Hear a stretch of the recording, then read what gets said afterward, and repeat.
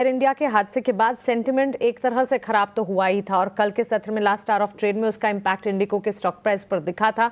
और आज इजरायल का ईरान पर जो हमला है, इसके चलते क्रूड का महंगा होना, जियोपॉलिटिकल कंसर्न्स लगातार बढ़ना येट अगेन एविएशन प्ले के लिए कंसर्न बन सकती है।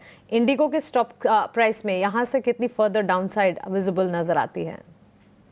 गुड मॉर्निंग मानसी जी। हमने कल एक शार्प सेल ऑफ देखने मिला इंडिगो में। अगर अगर चार्ट स्ट्रक्चर की बात करते हैं तो देखिए लास्ट 5700 के अराउंड रेजिस्टेंस जोन था जो प्रीवियस हाइस थे। तो मल्टीपल टाइम्स कोशिश किया उसको निकालने के लिए, लेकिन स्टॉक प्राइस वहां से बिल्कुल सेलिंग देखने मिल रहा है।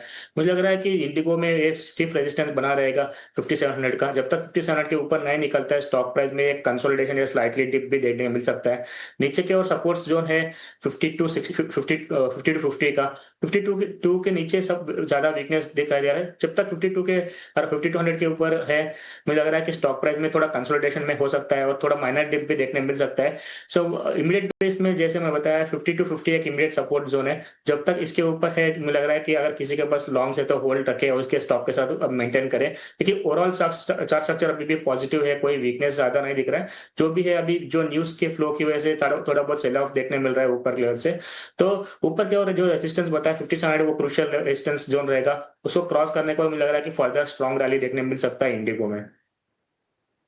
52-58 तक के लेवल्स जो हैं वहां तक अगर पोजीशन है एक बार के लिए सोचा जा भी सकता है, लेकिन फर्दर डाउनसाइड विजिबल हो सकती है। 54-58 के लेवल्स अगर यहां पर दिख जाए वहां से और ज़्यादा कमजोरी के आसार। और आज के सत्र में बाजार खुलने के साथ साथ पेन स्टॉक्स पर नजर रखिएगा, ऑयल इंडिया, ONGC जैसे काउंटर्स, एविएशन प्ले पर नजर रखनी होगी, क्योंकि एब्सोल्युटली कच्चे तेल की चाल $75 के भी पार यहाँ पर हम देख रहे हैं। लगातार कच्चा तेल बढ़ता के शरद मिल रहे हैं। देखिए 300 अंकों की गिरावट गिफ्ट निफ्टी की तरफ से, और गिरावट जो है लगातार बढ़ती हुई नजर आ रही है।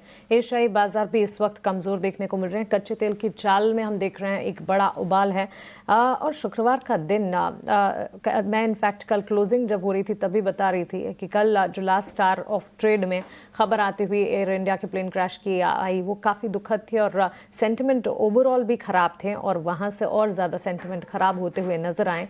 और आज के लिए भी टू ओपन विथ यहाँ पर सेंटिमेंट्स ग्लोबल बाजार से अगेन इजराइल के ईरान पर हवाई हमले से खराब होते हुए नजर आए हैं। शुक्रवार के दिन अगर देखें कमजोर शुरुआत का तो एंटिसिपेशन है ही, पूरी गुंजाइश है यहाँ से बिकवाली का दबाव देखने को मिलेगी। इंप्लाइड ओपन गिफ्ट निफ्टी का बिल्कुल ये बयां कर रहे हैं, एशियाई बाजार बिल्कुल ये बयां कर रहे हैं। लेकिन कल के सत्र को भी अगर ध्यान रखेंगे, वीकली एक्सपायरी का दिन था, वॉलेटिलिटी एक्सपेक्टेड थी लेकिन काफी हद तक वॉलेटिलिटी नजर आई।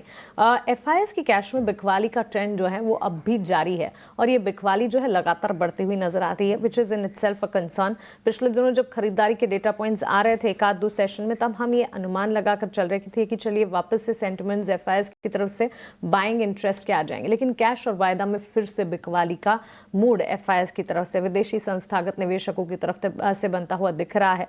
अगर आप देखेंगे कैश में करीब 3831 करोड़ की बिकवाली FIS ने की है। DIS ऑफ कोर्स लगातार भारतीय बाजार को संभालने का काम कर रहे हैं। घरेलू संस्थागत निवेशक का 18th सेशन लगातार हम देख रहे हैं खरीदारी के आंकड़े दिखा रहे हैं। 9393 करोड़ की खरीदारी DIS की तरफ से यहाँ पर बिल्कुल आती हुई नजर आई। इसके अलावा अगर आप देखेंगे real estate sector, energy sector में सबसे ज्यादा कल के सत्र में गिरावट देखने को मिली थी।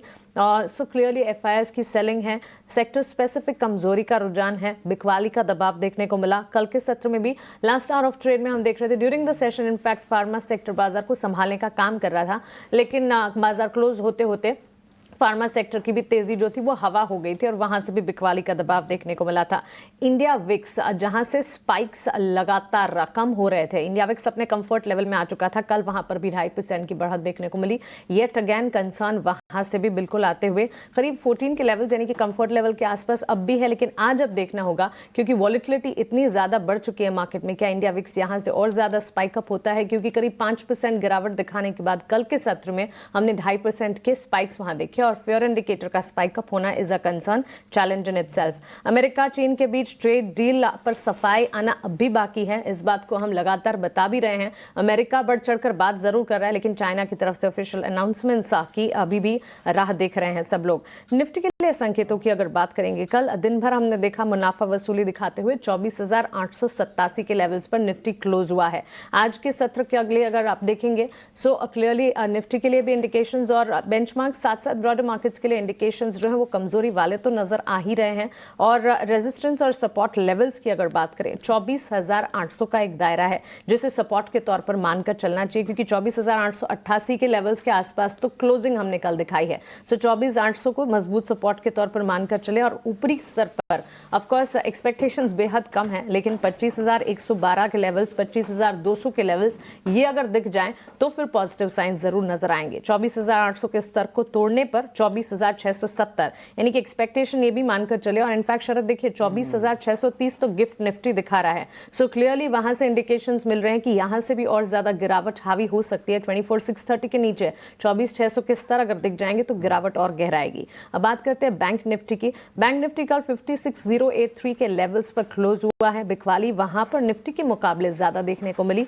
और इसी के चलते बैंक निफ्टी के लिए आज मजबूत सपोर्ट जो है नीचे की तरफ 55,975 के लेवल्स को मानकर चलना होगा। 56,450 के लेवल्स हैं जिसे रेजिस्टेंस के तौर पर मानकर चले। ऊपर 56,800 के पार नई तेजी दिखने के आसार जरूर हैं, लेकिन 56,800 के लेवल्स दिखने की संभावनाएं बेहद कम नजर आ रही हैं।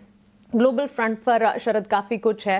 टैरिफ को लेकर एब्सोल्यूट क्लैरिटी आना अब भी बाकी है और इजराइल का ईरान पर ये अटैक जो है ये दिन भर सेंटिमेंट को खराब करने का काम करेगा। ऑलरेडी सेंटिमेंट्स खराब है, यहाँ एक और एडिशन होना। सो हो सकता है कि आज के सत्र में भी शुरुआत जो कमजोरी के साथ है और फ्राइडे सेशन है, मार्केट पार्टिसिपेंट्स कोई रिस्क लेना नहीं चाहेंगे और इसी के चलते गिरावट जो है वो और हावी होती हुई नजर आएगी। इसका मतलब कि ट्रेड लाइट Absolutely. सबसे इंपॉर्टेंट अगर स्ट्रैटेजी हुआ तो ट्रेड लाइट। इतने सारे मूवमेंट्स हो रहे हैं मार्केट में। कल वॉलेटिलिटी ऑलरेडी हम देख लिए थे। एक डोमेस्टिक इवेंट हुआ, अब इंटरनेशनल इवेंट हो रहा है और वो कंटिन्यू हो रहा है। मानसी, शो के शुरुआत में क्रूड 8% गिरा था, अब बात करते करते 20 मिनट में 12% गिर गया। मतलब सिग्निफिकेंट अटैक्स चल रहे हैं, बड़ी उबाल आ रही है क्रूड में। चलिए